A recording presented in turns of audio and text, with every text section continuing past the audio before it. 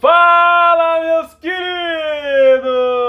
Tudo bem com vocês? Como passaram essa semana linda de meu Deus? Essa semana aí que tivemos Libertadores, Copa do Brasil, Derby no Campeonato Paulista, Clássico dos Milhões no Rio de Janeiro, vários jogaços com muita emoção, com muitas polêmicas também, várias coisas pra gente conversar aqui hoje, mas temos poucos jogos, então já vou adiantar aqui pra você, falar para você seguir, se inscrever aqui no nosso canal no YouTube, curtir esse vídeo, compartilhar com todo mundo que você conhece esse vídeo, faz esse canal aí proliferar a palavra do Todaro para todo mundo, essa palavra sempre verdadeira, correta, às vezes, porém.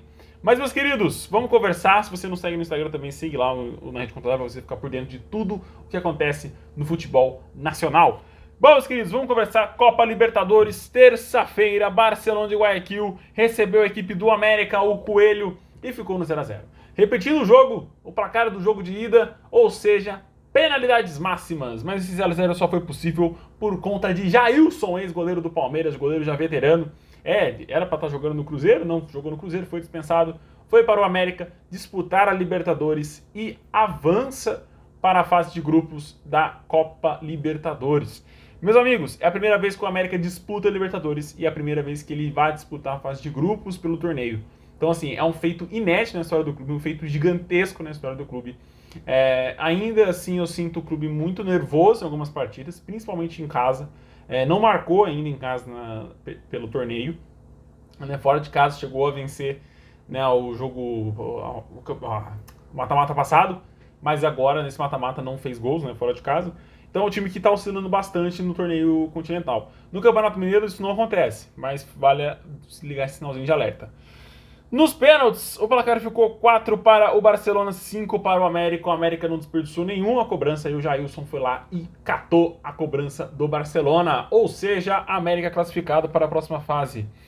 É o único clube brasileiro que classificou para essa fase de grupos, né? Jogando a pré-Libertadores, foi o único clube que classificou para a fase de grupos. Por quê? Porque o Fluminense fez uma vantagem de 3 a 1 e fez o favor de perder por 2 a 0 para o Olímpia lá no Paraguai. Gols de Recalde e Paiva. Meus amigos, o jogo do Fluminense não foi tão bom. Claro, tivemos a polêmica do gol mal anulado do David Braz.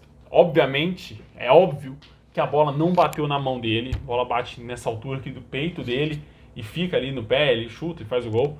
O árbitro prontamente anula o lance. Não temos VAR nessa fase da Libertadores, o que é um erro absurdo de não ter VAR. Mas não tivemos. O gol foi anulado. O Fluminense não teve essa vantagem de fazer 1 a 0 lá no Paraguai. Tomou 2 gols, teve o Nino expulso ainda no meio da segunda etapa. Felipe Melo muito nervoso durante o jogo. E aí o Abel Braga olha para os seus jogadores e fala assim: Felipe Melo e o William, vocês vão cobrar.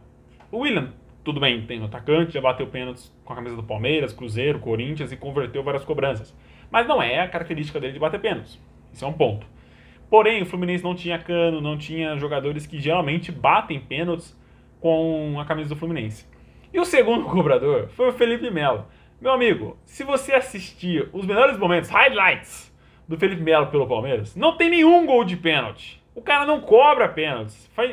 Todos os pênaltis que ele cobrou pelo Palmeiras, ele errou. Então, assim, faltou um pouquinho, o mínimo de conhecimento do Abel Braga, me arrisco a dizer isso, porque o Abel Braga é um excelente técnico, e em conhecer os seus jogadores e conhecer a característica de cada um, e não colocar 2 caras que não têm a característica de batedor de pênalti para bater esse pênalti. Né? Era muito mais confiável você colocar um cara que tenha certeza, como o André converteu a cobrança dele, né, para bater o primeiro pênalti, bater firme no alto, no meio do gol, onde o goleiro geralmente não vai ficar, né, e já abrir ali a vantagem fazendo um gol do que você abrir a vantagem errando 2 pênaltis. Então ficou muito difícil a situação pro Fluminense. O placar dos pênaltis ficou em 4 a 1 para o Olímpia, para você ter uma noção como foi feio as cobranças do Flusão. Meus queridos, vamos falar então agora. Os classificados para a fase de grupos da Libertadores então foram o América, o Olímpia, The Strongest da Bolívia e o Estudiantes da Argentina foram os clubes que avançam para a fase de grupos. Fase de grupos que será sorteada na próxima sexta-feira, dia 25 e 27, perdão. Não. 25, isso mesmo. No próximo dia 25, provavelmente no horário de almoço, né, meio-dia, por aí, 8 horas da manhã, não sei. Vai ser de manhã. De manhã você vai saber aqui na Rede com Todaro quais são os grupos, os meus favoritos para passar em cada grupo. Por enquanto a gente sabe que o Palmeiras já foi definido como o cabeça de chave do grupo A, né? A Conmebol já fez essa pré-definição. Mas vamos falar de Copa do Brasil. Sim, tivemos Copa do Brasil e 100% dos clubes da Série A avançaram para a próxima fase, a terceira fase da Copa do Brasil, a Copa mais maravilhosa do Brasil. Não tem como. E não tem nenhuma outra Copa que seja tão linda como a Copa do Brasil. Mas vamos lá. Atlético Goianiense 2, Nova Venécia 1, foi o resultado lá em Goiânia. 2 gols de Shailon e 1 gol de Carlos Vitor para o Nova Venécia. Cara, se não cai um temporal lá em Goiânia, né, no Antônio Ascioli, talvez o jogo teria sido melhor, talvez o Nova Venécia teria feito mais gols durante a partida. Fez um gol só de pênalti, muito bem marcado o pênalti, diga-se de passagem. Mas o Atlético sobrou, né? Teve 2 gols do Shailon. O Shailon tá jogando muito bem pelo Atlético Goianiense. Tenho medo de falar isso e o futebol dele sumir, mas ele tá jogando muito bem sim pelo Atlético Goianiense. Vitória merecida, Atlético Goianiense avança mesmo sem convencer, mas já jogou bem melhor do que o seu adversário ali, o Goiás, nessa mesma fase. O Ceará venceu por 2-0 também na terça-feira o Tunaluso, gols de Vina e Kleber, todos no segundo tempo. O Ceará desperdiçou inúmeras oportunidades para golear o Tunaluso, assim, só deu o Ceará do começo ao fim do jogo. Teve uma outra chance ali do Tunaluso, mas nenhuma muito clara como o Ceará teve. Tanto o João Vitor, que foi o goleiro do Ceará, saiu com o uniforme limpíssimo, assim. O gramado do Castelão já tá começando a ficar horroroso, viu? Ainda tem toda a temporada pela frente, tá começando a ficar muito preocupante a situação do gramado. Mas saiu com o uniforme limpinho, bonitinho. Ceará avançando para a próxima fase, jogando muito bem. Parece que aprendeu certo com a eliminação no Campeonato Cearense para o Iporá. São Paulo 2, Manaus 0. Gols de Éder e Diego Costa, todos no primeiro tempo. E, cara, aqui do jogo do São Paulo, mais uma vez, São Paulo dominou, jogou muito e tal, foi soberano do começo ao fim do jogo. Dominou muito bem o Manaus, não era pra menos, tinha que dominar. Mas encontrou uma dificuldade imensa para fazer os gols. Se você for ver o gol do Éder, por exemplo, a bola do... Não me lembro, não me recordo quem que deu o passe agora, passe assim, né? Quem chutou a bola no meio da área, a bola bateu no Éder, ele foi morrer no canto do goleiro do Manaus. Mas assim, foi um lance de sorte, que a bola bateu e entrou no gol. E o segundo gol foi um escanteio, mas tudo bem, gol de escanteio também vale. Gol é gol, gol é gol. Mas assim, o São Paulo precisa ter mais jogadas criadas. Se você for ver o jogo contra o Palmeiras, não teve uma jogada criada. Se for ver o jogo contra o Corinthians, também não teve uma jogada criada. A melhor jogada do time foi aquele bate dentro da área, que a bola sobrou pro Caleri, o Caleri empurrou o gol no começo do jogo.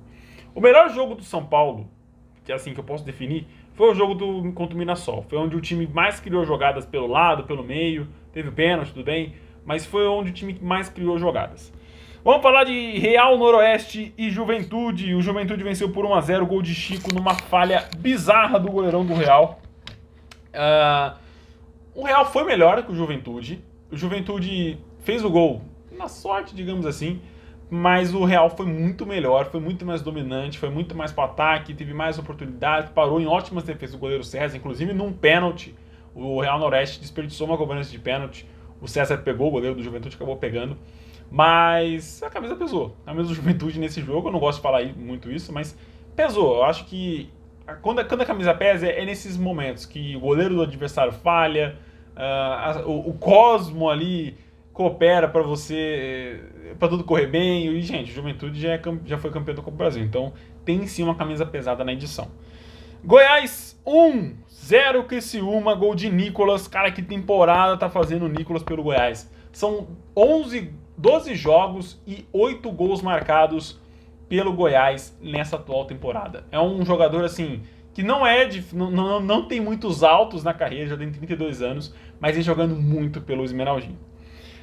Campeonato Paulista, Ferroviária 3, Santos 3, que jogaço. Assim, era uma defesa com inveja da outra. A uma tomava gol, a outra falava assim, quero tomar também. E assim foi o jogo aqui em Araraquara. Gol do Ferroviária foram de Igor, Tomás e Bruno Mezenga de pênalti. Santos, Lucas Braga, Marcos Leonardo e Léo Batistão no finzinho do jogo. O resultado foi péssimo para ambas as equipes, mas foi muito bom para a gente que estava assistindo. Eu esperava um jogo muito mais amarrado do que esse aqui, mas foi um 3-3 porque mostra as principais dificuldades das equipes, a defesa. Então assim, o Santos vai ainda jogar a última rodada para ser rebaixado, com perigo, né, de ser rebaixado. Mesma coisa a Ferroviária, mesma coisa a Ponte Preta, o Água Santa, que vai jogar contra o Santos. Então é o segundo ano consecutivo que o Santos vai para a última rodada do Campeonato Paulista com riscos seríssimos de rebaixamento.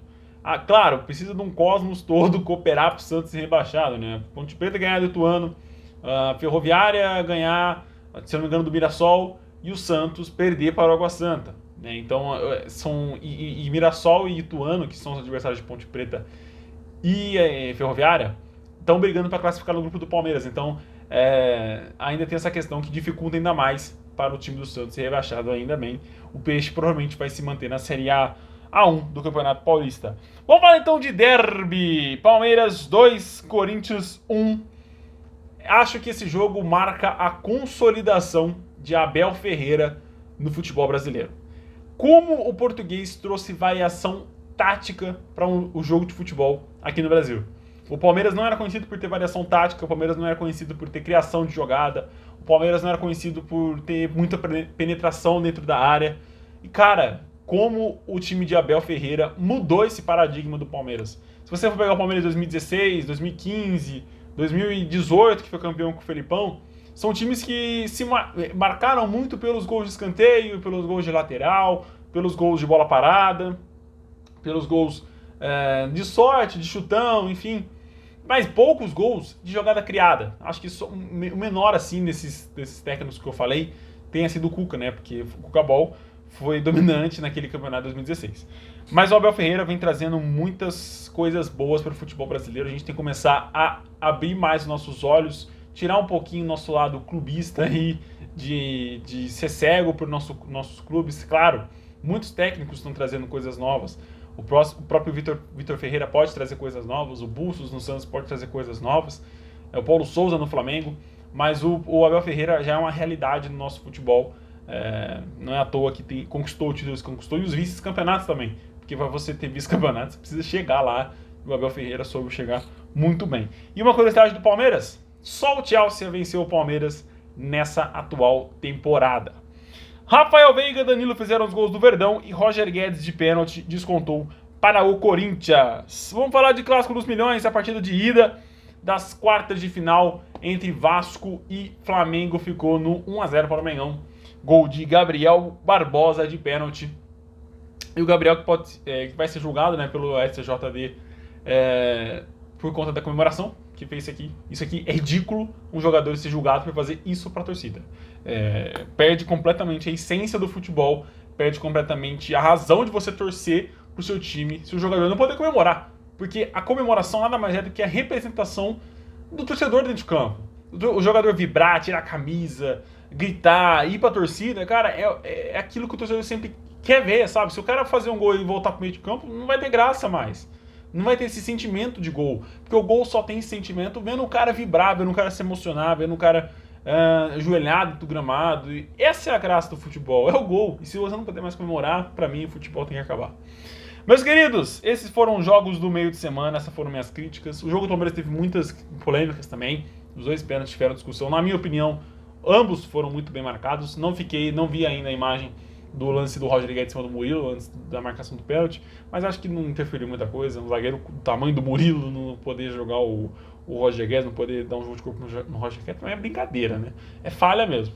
Mas, meus queridos, é isso. Esse foi o vídeo de hoje. Esses foram os jogos desse meio de semana. Final de semana tem muito mais jogos. Tem o final da rodada do Campeonato Paulista.